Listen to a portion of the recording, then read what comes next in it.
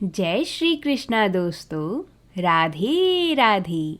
आप सभी का अपने चैनल में बहुत बहुत स्वागत है। आज हम सभी श्रीमद् भागवत पुराण के तृतीय स्कंद का 10वां अध्याय सुनेंगे। अगर आप सभी श्रीमद् भागवत को प्रथम स्कंद से शुरू करना चाहते हैं तो आप सभी जाकर हमारे चैनल पर फाल्गुन मास की प्रथम कथा से शुरू कर सकते हैं। तो आइए प्रभु का नाम लेकर कथा को प्रारंभ करते हैं। आप सब भी कथा शुरू करने से पहले वीडियो को लाइक और कमेंट बॉक्स में जय श्री हरि विष्णु ज़रूर लिखिएगा। तो प्रेम से बोलिए, भगवान श्री हरि की जय हो। विदुर जी ने कहा, मुनिवर, भगवान नारायण की अंतर ध्यान हो जाने पर संपूर्ण लोकों के पितामह ब्रह्मा जी ने अपने देह और मन से कितने प्रकार की सृष्टि उत्पन्न की। भगवान, इनके सिवा मैंने आपसे और जो बातें पूछी हैं उन सब का भी क्रमशः वर्णन कीजिए और मेरे सब संशयों को दूर कीजिए, क्योंकि आप सभी बहुज्ञानियों में श्रेष्ठ हैं। सूत जी कहते हैं, शौनक जी, विदुर जी के इस प्रकार पूछने पर मुनिवर मैत्रेय जी बड़े प्रसन्न हुए और अपने हृदय में स्थित उन प्रश्नों का इस प्रकार उत्तर देने लगे। श्री मैत्रेय जी ने कहा, अजन्मा भगवान श्री हरि ने जैसा कहा था, ब्रह्मा जी ने भी उसी प्रकार चित्त को अपने आत्मा श्री नारायण में लगाकर 100 दिव्य वर्षों तक तप किया। ब्रह्मा जी ने देखा कि प्रलय कालीन प्रबल वायु के झकोरों से जिससे वे उत्पन्न हुए हैं तथा जिस पर वे बैठे हुए हैं वह कमल तथा जल काँप रहे हैं। प्रबल तपस्या एवं हृदय में स्थित आत्मज्ञान से उनका विज्ञान बल बढ़ गया और उन्होंने जल के साथ वायु को पी लिया। फिर जिस पर स्वयं बैठे हुए थे उस आकाश व्यापी कमल को देखकर उन्होंने विचार किया कि पूर्व कल्प में लीन हुए लोकों को मैं इसी से रचूंगा। तब भगवान के द्वारा सृष्टि कार्य में नियुक्त ब्रह्मा जी ने उस कमल कोश में प्रवेश किया और उस एक के ही भूम भुव स्वाहा ये 3 भाग किए। यद्यपि वह कमल इतना बड़ा था कि उसके 14 भुवन या इससे भी अधिक लोकों के रूप में विभाग किए जा सकते थे।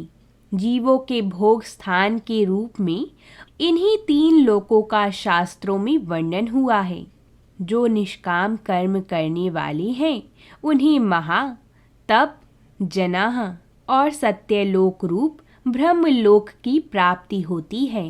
विदुर जी ने कहा, ब्राह्मण, आपने अद्भुत कर्मा विश्व रूप श्री हरि की जिस काल नामक शक्ति की बात कही थी, प्रभो उसका कृपया विस्तार पूर्वक वर्णन कीजिए।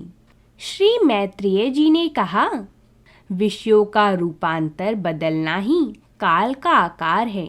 स्वयं तो वह निर्विशेष, अनादि और अनंत है।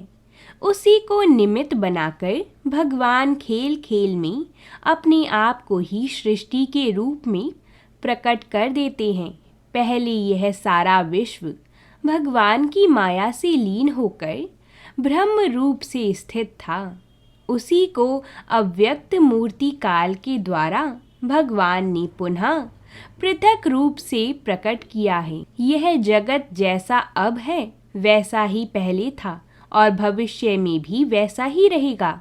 इसकी सृष्टि 9 प्रकार की होती है तथा प्राकृत, वैकृत भेद से एक 10वीं सृष्टि और भी है और इसका प्रलय काल द्रव्य तथा गुणों के द्वारा 3 प्रकार से होता है। अब पहले मैं 10 प्रकार की सृष्टि का वर्णन करता हूँ। पहली सृष्टि महतत्व की है। भगवान की प्रेरणा से सत्व आदि गुणों में विषमता होना ही इसका स्वरूप है। दूसरी सृष्टि अहंकार की है, जिससे पृथ्वी आदि पंचभूत एवं ज्ञान इंद्रिय और कर्म इंद्रिय की उत्पत्ति होती है।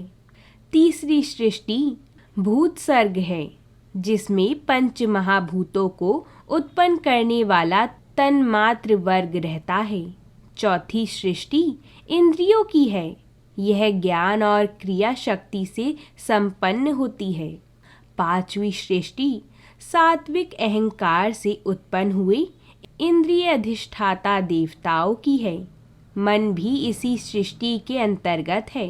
छठी सृष्टि अविद्या की है, इसमें तामिस्त्र, अंधतामिस्त्र, तम मोह और महामोह ये 5 गांठें हैं। यह जीवों की बुद्धि का आवरण और विक्षेप करने वाली हैं। ये 6 प्राकृत सृष्टियां हैं।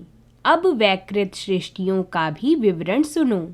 जो भगवान अपना चिंतन करने वालों के समस्त दुखों को हर लेते हैं, यह सारी लीला उन्हीं श्री हरि की है। वह ही ब्रह्मा के रूप में रजोगुण को स्वीकार करके जगत की रचना करते हैं। 6 प्रकार की प्राकृत सृष्टियों के बाद 7वीं प्रधान वैकृत सृष्टि इन 6 प्रकार के स्थावर वृक्षों की होती है। वनस्पति, औषधि, लता, त्वक्सार, विरुद्ध और ध्रुम। इनका संचार नीचे जड़ से ऊपर की ओर होता है। इनमें प्रायः ज्ञान शक्ति प्रकट नहीं रहती। ये भीतर ही भीतर केवल स्पर्श का अनुभव करते हैं तथा इनमें से प्रत्येक में कोई विशेष गुण रहता है। 8वीं सृष्टि तीर्घ योनि यानी पशु पक्षियों की है। वह 28 प्रकार की मानी जाती हैं। इन्हें काल का ज्ञान नहीं होता। तमोगुण की अधिकता के कारण ये केवल खाना पीना, मैथुन करना, सोना आदि ही जानते हैं। इन्हें सूंघने मात्र से वस्तुओं का ज्ञान हो जाता है। इनके हृदय में विचार शक्ति या दूरदर्शिता नहीं होती। साधु श्रेष्ठ, इन तीर्य को मैं गौ, बकरा, भैंसा, कृष्ण मृग, सुअर, नीलगाय, रूरू नामक मृग, भेड़ और ऊंट, ये 2 खोरों वाले पशु कहलाते हैं। गधा, घोड़ा, खच्चर, गौर मृग, श्रफ और चमरी ये 1 खुर वाले हैं। अब 5 नख वाले पशु पक्षियों के नाम सुनो। कुत्ता, गीदड़, भेड़िया, बाघ, बिलाव, खरगोश, साही, सिंह, बंदर, हाथी, कछुआ, गौह और मगर आदि पशु हैं। बगुला, गिद्ध, बटेर, बाज, हंस, भास, भलुक, मोर, हंस, सारस, चकवा, कौआ और उल्लू आदि उड़ने वाले जीव पक्षी कहलाते हैं। विदुर जी, नवीन सृष्टि मनुष्य की है। यह एक ही प्रकार की है। इसके आहार का प्रवाह ऊपर मुंह से नीचे की ओर होता है। मनुष्य रजोगुण प्रधान और दुख रूप विषयों में ही सुख मानने वाले होते हैं। स्थावर, पशु, पक्षी और मनुष्य ये तीनों प्रकार की सृष्टियां तथा आगे कहा जाने वाला देव सर्ग वैकृत सृष्टि है तथा जो महतत्व आदि रूप वैकारिक देव सर्ग है, उसकी गणना पहले प्राकृत सृष्टि में की जा चुकी है। इनके अतिरिक्त संत कुमार आदि ऋषियों का जो कौमार सर्ग है, वह प्राकृत वैकृत दोनों प्रकार का है। देवता, पितृ, असुर, गंधर्व, अप्सरा, यक्ष, राक्षस, सिद्ध, वारण, विदाधर, भूत, प्रेत, पिशाच और किन्नर, किम पुरुष, अश्वमुख आदि भेद से देव सृष्टि 8 प्रकार की है। विदुर जी, इस प्रकार जगतकर्ता श्री ब्रह्मा जी की रची हुई यह 10 प्रकार की सृष्टि मैंने तुमसे कही। अब आगे मैं वंश और मनवंतर आदि का वर्णन करूंगा। इस प्रकार सृष्टि करने वाले सत्य संकल्प भगवान श्री हरि ही ब्रह्मा के रूप से प्रत्येक कल्प के आदि में रजोगुण से व्याप्त होकर स्वयं ही जगत के रूप में अपनी ही रचना करते हैं। तो बोलिए भगवान श्री हरि की जय हो। इस प्रकार हमारा ये श्रीमद् भागवत का तृतीय स्कंद का 10वां अध्याय पूरा होता है। श्री मैत्रेय जी कहते हैं, विदुर जी, पृथ्वी आदि कार्य वर्ग का जो सूक्ष्मतम अंश है, जिसका और विभाग नहीं हो सकता तथा जो कार्य रूप को प्राप्त नहीं हुआ है और जिसका अन्य परमाणुओं के साथ संयोग भी नहीं हुआ है, उसे परमाणु कहते हैं। इन अनेक परमाणुओं के परस्पर मिलने से ही मनुष्य को भ्रमवश उनके समुदाय रूप एक अवयव की प्रतीत होती है। यह परमाणु, जिसका सूक्ष्मतम अंश है, अपने सामान्य स्वरूप में स्थित उस पृथ्वी आदि कार्यों की एकता, समुदाय अथवा समग्र रूप का नाम परम महान है। इस समय उसमें ना तो प्रलय आदि अवस्था भेद की स्फूर्ति होती है, ना नवीन प्राचीन आदि काल भेद का भान होता है और ना घट पटा आदि वस्तु भेद की ही कल्पना होती है। साधु श्रेष्ठ, इस प्रकार यह वस्तुओं के सूक्ष्मतम और महत्तम स्वरूप का विचार हुआ। इसी के सादृश्य से परमाणु आदि अवस्थाओं में व्याप्त होकर व्यक्त पदार्थों को भोगने वाले सृष्टि आदि में समर्थ अव्यक्त स्वरूप भगवान काल की भी सूक्ष्मता और स्थूलता का अनुमान किया जा सकता है। जो काल प्रपंच की परमाणु जैसी सूक्ष्म अवस्था में व्याप्त रहता है, वह अत्यंत सूक्ष्म है, और जो सृष्टि से लेकर प्रलय पर्यंत उसकी सभी अवस्थाओं का भोग करता है, वह परम महान है। 2 परमाणु मिलकर एक अणु होता है और 3 अणुओं के मिलने से एक त्रस्तेणु होता है, जो झरोकों में से होकर आई हुई सूर्य की किरणों के प्रकाश में आकाश में उड़ता देखा जाता है। ऐसे 3 त्रसेणुओं को पार करने में सूर्य को जितना समय लगता है, उसे त्रुटि कहते हैं।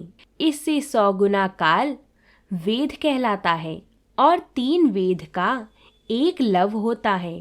3 लव को 1 निमेष और 3 निमेष को 1 क्षण कहते हैं। 5 क्षण की 1 काष्ठा होती है और 15 काष्ठा का 1 लघु, 15 लघु की 1 नाड़िका यानी दंड कही जाती है। 2 नाड़िका का 1 मुहूर्त होता है और दिन के घटने बढ़ने के अनुसार दिन एवं रात्रि की दोनों संध्याओं के 2 मुहूर्तों को छोड़कर 6 या 7 नाड़िका का 1 प्रहर होता है। यह याम कहलाता है, जो मनुष्य के दिन या रात का चौथा भाग होता है। 6 पल तांबे का एक ऐसा बर्तन बनाया जाए जिसमें 1 प्रस्थ जल आ सके और 4 माशे सोने की 4 अंगुली लंबी सलाई बनवाकर उसके द्वारा उस बर्तन के पैंदे में छेद करके उसे जल में छोड़ दिया जाए। जितने समय में 1 प्रस्थ जल उस बर्तन में भर जाए, वह बर्तन जल में डूब जाए, उतने समय को 1 नाड़िका कहते हैं। विदुर जी, 4-4 पहर के मनुष्य के दिन और रात होते हैं और 15 दिन रात का 1 पक्ष होता है, जो शुक्ल और कृष्ण भेद से 2 प्रकार का माना गया है। इन दोनों पक्षों को मिलाकर 1 मास होता है, जो पितरों का 1 दिन रात है। 2 मास का 1 ऋतु और 6 मास का 1 अयन होता है। अयन दक्षिणायन और उत्तरायण भेद से 2 प्रकार का है। ये दोनों अयन मिलकर देवताओं के 1 दिन रात होते हैं तथा मनुष्य लोक में ये वर्ष या 12 मास कहे जाते हैं। ऐसे 100 वर्ष की मनुष्य की परम आयु बताई गई है। चंद्रमा आदि ग्रह, अश्विनी आदि नक्षत्र और समस्त तारा मंडल के अधिष्ठाता काल स्वरूप भगवान सूर्य परमाणु से लेकर संवत्सर पर्यंत काल में 12 राशि रूप संपूर्ण भुवन कोश की निरंतर परिक्रमा किया करते हैं। सूर्य, बृहस्पति, सवन, चंद्रमा और नक्षत्र संबंधी महीनों के भेद से यह वर्ष ही संवत्सर, परिवत्सर, इंडावत्सर, अनुवत्सर और वत्सर कहा जाता है। विदुर जी, इन 5 प्रकार के वर्षों की प्रवृत्ति करने वाले भगवान सूर्य की तुम उपहार आदि समर्पित करके पूजा करो। ये सूर्य देव पंचभूतों में से तेज स्वरूप हैं और अपनी काल शक्ति से बीज आदि पदार्थों की अंकुर उत्पन्न करने की शक्ति को अनेक प्रकार से कार्योन्मुख करते हैं। ये पुरुषों की मोह निवृत्ति के लिए उनकी आयु का क्षय करते हुए आकाश में विचरते रहते हैं तथा ये ही सकाम पुरुष को यज्ञ आदि कर्मों से प्राप्त होने वाले स्वर्ग आदि मंगलमय फलों का विस्तार करते हैं। विदुर जी ने कहा, मुनिवर, आपने देवता, पितृ और मनुष्य की परम आयु का वर्णन तो किया है। अब जो सनका आदि ज्ञानी मुनिजन त्रिलोकी से बाहर कल्प से भी अधिक काल तक रहने वाले हैं, उनकी भी आयु का वर्णन कीजिए। आप भगवान काल की गति भली भांति जानते हैं, क्योंकि ज्ञानी लोग अपनी योग सिद्ध दिव्य दृष्टि से सारे संसार को देख लेते हैं। मैत्रेय जी ने कहा, विदुर जी, सत्य युग, त्रेता, द्वापर और कली, ये 4 युग अपनी संध्या और संध्यांशों के सहित देवताओं के 12 सहस्त्र वर्ष तक रहते हैं, ऐसा बतलाया गया है। इन सत्य आदि चारों युगों में क्रमशः 4, 3, 2 और 1 सहस्त्र दिव्य वर्ष होते हैं और प्रत्येक में जितने सहस्त्र वर्ष होते हैं उससे 2 गुने 100 वर्ष उनकी संध्या और संध्याशों में होते हैं। युग की आदि में संध्या होती है और अंत में संध्यांश। इनकी वर्ष गणना सैकड़ों की संख्या में बतलाई गई है। इनके बीच का जो काल होता है उसी को काल वेत्ताओं ने युग कहा है। प्रत्येक युग में एक एक विशेष धर्म का विधान पाया जाता है। सतयुग के मनुष्यों में धर्म अपने चारों चरणों से रहता है। फिर अन्य युग में अधर्म की वृद्धि होने से उसका एक एक चरण क्षीण होता जाता है। प्यारे विदुर जी, त्रिलोकी से बाहर महालोक से ब्रह्मलोक पर्यंत यहाँ की 1 सहस्त्र चतुर्युगी का एक दिन होता है और इतनी ही बड़ी रात्रि होती है जिसमें जगतकर्ता ब्रह्मा जी शयन करते हैं। उस रात्रि का अंत होने पर इस लोक का कल्प आरंभ होता है। उसका क्रम जब तक ब्रह्मा जी का दिन रहता है तब तक चलता रहता है। उस एक कल्प में 14 मनु हो जाते हैं। प्रत्येक मनु 71 चतुर्युग से कुछ अधिक काल तक अपना अधिकार भोगता है। प्रत्येक मनवंतर में भिन्न भिन्न मनुवंशी राजलोक, सप्तऋषि, देवगण, इंद्र और उनके अनुयायी गंधर्व आदि साथ साथ ही अपना अधिकार भोगते हैं। यह ब्रह्मा जी की प्रतिदिन की सृष्टि है जिसमें तीनों लोकों की रचना होती है। उसमें अपने अपने कर्मों अनुसार पशु, पक्षी, मनुष्य, पितृ और देवताओं की उत्पत्ति होती है। इन मनवंतरों में भगवान सत्य गुण का आश्रय ले अपनी मनु आदि मूर्तियों के द्वारा पौरुष प्रकट करते हुए इस विश्व का पालन करते हैं। काल कर्म से जब ब्रह्मा जी का दिन बीत जाता है तब वे तमोगुण के संपर्क को स्वीकार कर अपने सृष्टि रचना रूप पौरुष को स्थगित करके निश्चेष्ट भाव से स्थित हो जाते हैं। उस समय सारा विश्व उन्हीं में लीन हो जाता है। जब सूर्य और चंद्रमा आदि से रहित वह प्रलय रात्रि आती है तब वह भू, भुव, स्वाहा, तीनों लोक इन्हीं ब्रह्मा जी के शरीर में छिप जाते हैं। उन अवसर पर तीनों लोक शेष जी के मुख से निकली हुई अग्नि रूप भगवान की शक्ति से जलने लगते हैं। इसलिए उसके ताप से व्याकुल होकर भृगु आदि मुनीश्वर गण महालोक से जनलोक को चले जाते हैं। इनमें ही सातों समुद्र प्रलय काल के प्रचंड पवन से उमड़कर अपनी उछलती हुई उताल तरंगों से त्रिलोकी को डुबो देते हैं। तब उस जल के भीतर भगवान शेषशायी योग निद्रा से नेत्र मूंद कर शयन करते हैं। उस समय जनलोक निवासी मुनिगण उनकी स्तुति किया करते हैं। इस प्रकार काल की गति से एक एक सहस्त्र चतुर्युग के रूप में प्रतीत होने वाले दिन रात के हेर फेर से ब्रह्मा जी की 100 वर्ष की परम आयु भी बीती हुई सी दिखाई देती है। ब्रह्मा जी की आयु के आधे भाग को परार्ध कहते हैं। अब तक पहला परार्ध तो बीत चुका है, दूसरा चल रहा है। पूर्व परार्ध के आरंभ में ब्रह्मा नामक महान कल्प हुआ था। उसी में ब्रह्मा जी की उत्पत्ति हुई थी। पंडित जन इन्हें शब्द ब्रह्म कहते हैं। उसी परार्थ के अंत में जो कल्प हुआ था उसे पद्म कल्प कहते हैं।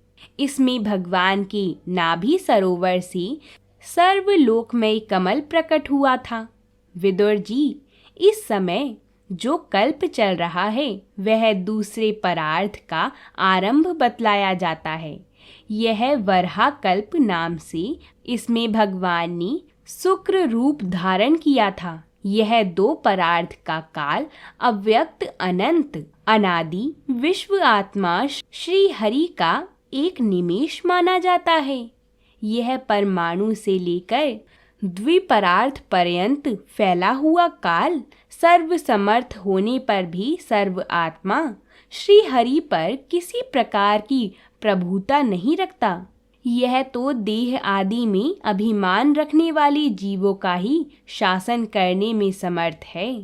प्राकृत महातत्व, अहंकार और पंच तन्मात्र, इन 8 प्रकृतियों के सहित 10 इंद्रियां, मन और पंचभूत, इन 16 विकारों से मिलकर बना हुआ यह ब्रह्मांड कोश भीतर से 50 करोड़ योजन विस्तार वाला है तथा इसके बाहर चारों ओर उत्तरोत्तर 10-10 गुने 7 आवरण हैं। उन सब के सहित यह जिसमें परमाणु के समान पड़ा हुआ दिखता है और जिसमें ऐसी करोड़ों ब्रह्मांड राशियां हैं, वह इन प्रधान आदि समस्त कारणों का कारण अक्षर ब्रह्म कहलाता है।